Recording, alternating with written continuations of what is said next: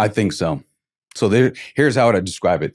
I would first say, let's bust a major myth that dreaming and sleep is a time of rest for our brains. Our brains are not resting while we sleep. Just imagine somebody lying down. And when they're sleeping, the heart is flickering a little bit of electricity from the EKG that we put on the surface of their heart. We put a bunch of stickers on the surface of the scalp, and there's vibrant electricity while we're sleeping. The electricity our brain generates while we sleep is as hot as the electricity our brains are generating now. So that's the first thing. The second thing is the heart, when it's pushing up the blood, the brain is mopping up glucose. It's burning hot metabolically. So inside our skull, while we're lying down, even though we don't remember a lot of it, we're burning hot and we're sparking electricity. So people who remember their dreams and people who don't remember their dreams, that brain is still sparking hot and generating a lot of electricity. So I think it's more of memory recall in the morning. At the same time, we all know about a nightmare. So we've all had one dream. The question is, why do some people dream more, dream less, or remember their dreams more, remember their dreams less?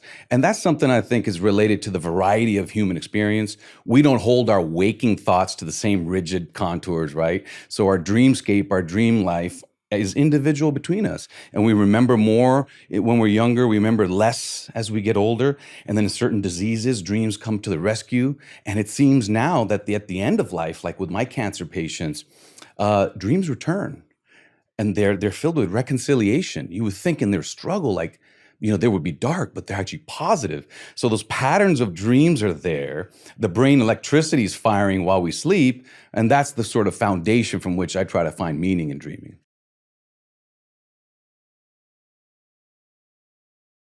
It's not a big deal. It's completely off for those people who think it, if they understand 1/3 of our lives is potentially spent dreaming.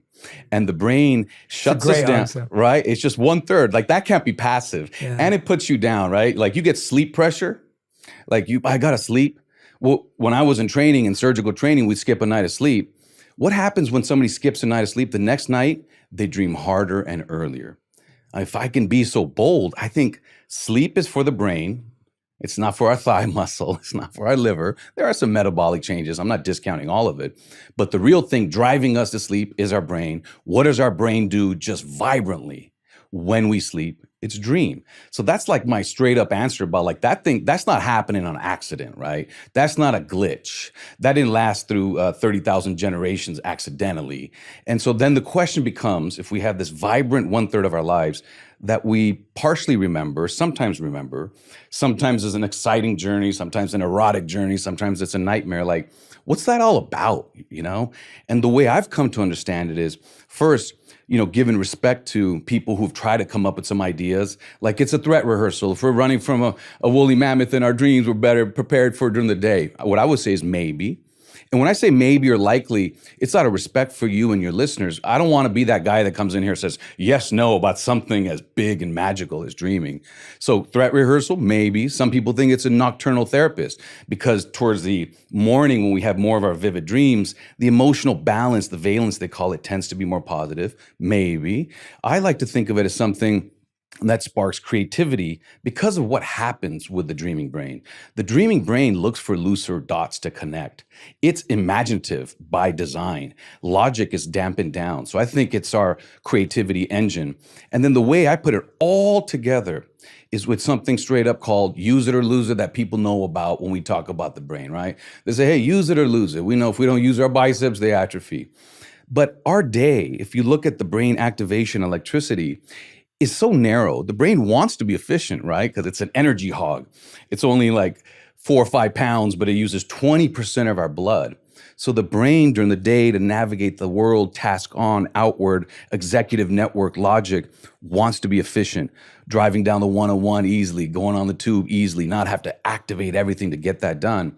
If we only use those limited parts of our brain during the day and didn't have some way to high intensity train them, those would go derelict. We wouldn't use them and we may lose them. So I think in the biggest way possible is that dreaming process, dreams and dreaming is high intensity training for our brain.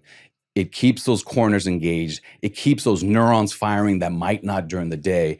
And those are available to us the next day for a creative process, for the next day or the next year or the next generation for an adaptive process. That's my biggest, most romantic way of thinking about why we dream so hard.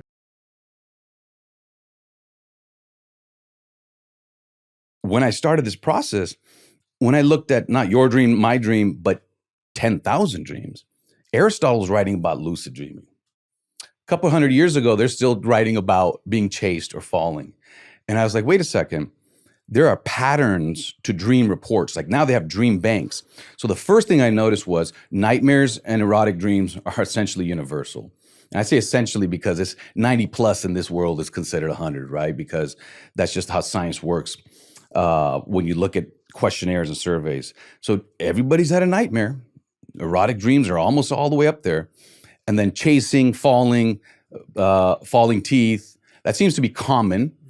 And then there was a dream that was very rarely reported, doing math. Now, I don't like math, so I was like, that's all good for me. But you start, when you look at lots of thousands of dreams, you're like, why is that one so low? Then now walk with me over here. Then you start looking at brain scans and brain electricity. And what happened, what's the difference between the waking brain and the dreaming brain, right? In a 24-hour cycle, we're about 2/3 waking brain and 1/3 dreaming brain. And there's some transition zones that I love, like I call them liminal states or blurry zones that we can get into. But that, when you see that and you say, well, what's the difference? I started off with like, they're both burning hot. They're both sparkling like electricity. So what's the difference? So when you go from waking brain to dreaming brain, what happens is the need to look outward changes, right?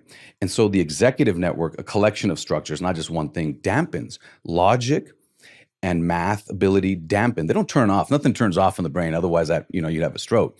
So it dampens. The imagination network and the emotional systems, called the limbic structures, are liberated. So if we know now that the dreaming brain, as a measurement, not my opinion, right? We can talk about opinions, but this is a measurement. If the dreaming brain has dampened logic and reason and math, liberated emotion, hypervisual, it kind of makes sense why we don't see a lot of math. Because that part of the brain that does that is taking a back seat while we dream. So I said, okay, even if that's the only thing I can say in this book, and some youngster 10, 20, 30 years from now takes more data from dream banks that are more inclusive and bringing in more people, that patterns of how we dream, and what we dream can be explained by the brain. That to me, that was fascinating. So dreams are not limitless. Yours is, mine is. But when you look at a lot of them, nightmares happen universally. Erotic dreams happen essentially universally. And then we find very emotional, visual, movement-based dreams. Yeah, that's a great question. And also, we tend to fall into the same traps, right? I think that looking at brain science shows that, yes, we're individuals, but what's driving us and what's holding us back is also something we share. That's why these conversations, that's why a certain book or certain song or certain interaction can kind of liberate you. And so the way I would explain this is the dream patterns that they're looking at. And when I say they, I mean 20, 40 years of different studies. I'm trying to stitch it together. Let me give you a specific one. There was one survey questionnaire where women going through divorce, when their dreams, they were reconciling in their dreams that things were breaking up and people were moving on. Those as a group tended to recover from divorce better. And so when you just look and you just say, okay, that's very interesting. Those that were struggling in their dreams were also ones more likely to have depression longer. And so what that does to me is that invites a conversation. So does the dream or the dreaming brain kind of give a clue to how well you're coping with your real waking life stress? That by itself is powerful. That one, it knows about it. It ain't some other brain. It's your brain. It's just in this dreaming mode. So it knows about it. Your waking life is feeding your dream life. I mean, 6, 7, 8 hours, how are you processing? How are you digesting? How are you metabolizing the most difficult thing in your day? And I think that's where I love it, is that it's not distinct, and that the dreaming brain can be your shepherd, It can be the thing that helps you process emotional trauma. And for people with PTSD, it can actually play back flashbacks. So it's a wild space that leans emotional, leans visual. Let me give you a second example. With my patients, end of life cancer patients, dreams are expansive, positive, filled with reconciliation as they're asking for surgery and all that. You would think they're all going to be horrific because it's dark time. Stress as well. Stress, right? Yeah. You would think day stress is turned into dreaming stress, but the connection is not clear. And that's where I think there's power in our dream life. I think in general, when I look at all the surveys, dreaming is our shepherd. At the end of life, I think nightmares and erotic dreams cultivate the young mind, much like our minds are cultivated in adolescence. Dreams mirror and reflect what's going on during our life. For example, pregnancy dreams. Women who are pregnant, their dreams are very different. Rolling over in bed, what the babies are going to be called. So sometimes waking anxiety and dream anxiety clearly linked. I got to give a talk tomorrow. I got a dream I'm showing up naked. I got an exam alarms. Sometimes they're clear. Sometimes they're your companion pregnancy dreams, end of life dreams. Sometimes they're just junk. Not everything's going to make sense, right? Our waking life doesn't make sense.